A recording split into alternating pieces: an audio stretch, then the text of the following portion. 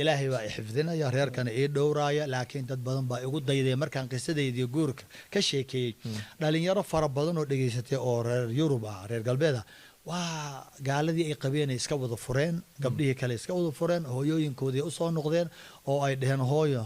qisadii Keenyaawi hooyo walban waa ila socotaa waa digital hooyooyinka marka ay dhaheen hooyo gabar noo raadi anna way arkeen intii aragtay waxay tireen qisadaadii aan dhageysanay hooyaan dib ugu laabanay gabdhaha nolol doonay maantana alxamdulillah waa dhaqanahay adig markii Keenyaawi hooya ku raadisay gabadha aniga ma ana shukaansanin ajiib macallin quraan qaayra waa ogto lama shaqeeyo baasaboorka waxa laga qorayaa work is not permitted mala lagama shaqeyn kara marka dadka dibadda ka soo gooraa loo quraanka loo dhigaa marka jaamacadda laga yimaado saacad oo labadoo saac la soo turtaa $100 labadoo boqol laga qaataa marka reer baan dhigayay islaantu waa baxdaa oo soo dhashaa ilmaha ii keenta ana ilmaha waxa way quraan kelimo bari culuuman bara qisooyinaan bara waa u fasiraa waa dhisaa culimay noqdeen yani dad wax yaqaan oo maalintii ila doodayay noqdeen maalin baan iska fikiro ilmahan aad u hagar bixaysid weyn oo si noqonaysaa talow goormeed guursan doontaa ilmahaagas ayaa wax ku bari doona waan fikiray markiiba waxaan la tashaday oo aan aad nolosheeda u jeclahay walaashii Xaliim Sheekh Ibraahim ma sha Allah waa gabadha noogu weyn cid ma sha Allah ingiriiska ku nooshahay al-ukhti al-kabira ilaahay ma sha Allah waa hooyaday oo kale waay maantana booska hooyay i taagantay iyadana runtii way ka soo baxday kaalintii hooyanimo aniga cideen oo dhan runtii aboowe iyo abaayaan isdhahnaa aniga ku igu waaween aboowaan leeyahay abaayaan leeyahay ana ku iga yar aboowe abaaye ilayeen soo magan barta deeno imaado inta orodnaan gacmaha salaamina waa dhunkaneena yani runtii tarbiya fiican baan lagu soo tarbiyay reerkii Xaliima u sheegay Xaliima markii waxay tiri gabar baa joogta 20 jir ah oo cadaan ah waa cadaan Hollandaise waay Xaliima marka xagga jabay ka timi Holland bay joogtaa marka okay marka waxay tiri gabdhahaygii u timid gabadhan waa muslimtay waa 19 jir ilaa 20 jir waay ma ku soo diraa hay fariintan waxaan u dirayaa asxaabta runtii dhalinyarada ah weli qalbiga ku haya inay cadaan guursadaan idin ma diidani laakiin waxa kaaga wanaagsan mar walba qof ajnabi ah dadkaaga kaaga wanaagsan gabdha ilaahayna siiyay aad iyo aad u xushmad badan aad u qurux badan dhaqan iyo qiyam wanaagsan oo asalkoodii la yaqaana gabar lama guursaday maxaa la yiri reerkeeda la guursadaa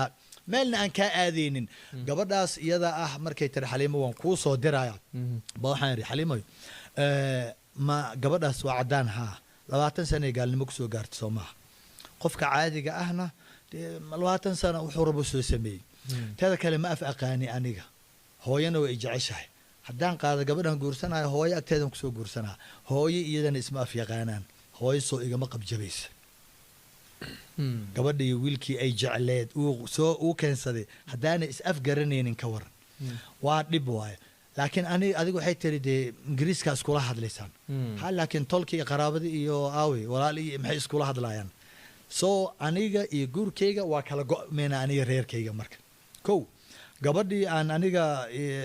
guursaday iyo sodohdiina way kala go'ayaan teeda kale waxaan yiri riximka islaamka aad buu u qiimeeyay riximka waxaa la yiri laa yadkhulu aljannata qaati' kan riximka goojana ma gala تعلموا من أنسابكم ما تصلون به أرحامكم يعني كبرت قبائل كينا يريرين حد أنت أتكي حرير نيسان رحم كمركب والجنة إن لحريريون والمها إيدا لدون تقبض عن عدان كأح نص رحم كبر